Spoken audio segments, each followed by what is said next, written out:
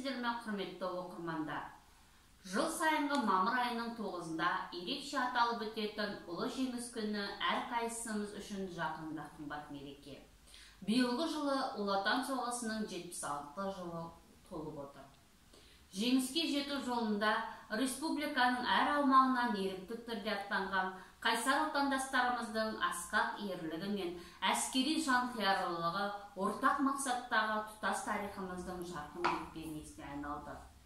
Сондықтан жеңіс күні әрқайсымыздың жүрегімізге жақын. Біздің парызымыз бұл күні ешқашан ұмытпай есте сақтау. Соның бір айғағы ретінде жеңіс туы желбіре тақырыбында соғыс ардагері Қожахмет Тышқанбаевтың 105 жыл толуына орай танымды әңгімемізді назарларыңызға ұсынамыз. Қожахмет Тышқанбаев 1916 жылы Алматы облысы Панфилов ауданында дүниеге келді. Екінші дүниежүзілік соғысқа қатысушы сержант. 1942 жылдың қаңтар айында Қызыл әскер қатарына шақырылды. Полктың артиллерия мектебін бітірген. Майданның алдыңғы шебінде болды. 490 танкіге қарсы артиллериялық полктың зеңбірек нысаншысы сержант Тышқанбаев Керчь түбегінің Елтеген кенті маңындағы шайқаста ерекше көзге түсті.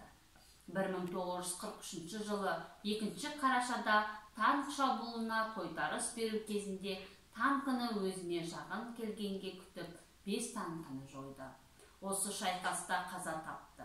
Ұрыстағы ерлігі үшін Тышқанбаевқа КСРО жоғарғы кеңес төралқасының жарлығы мен Кеңес одағының батыры атағы берілді.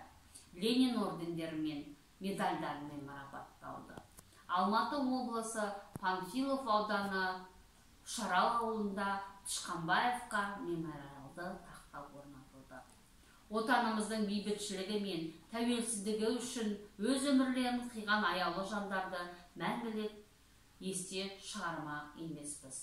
Біздің 21 ғасырдың ұрпақтары бір күнгі бақытты, бейбіт өмір үшін оларға борыштар.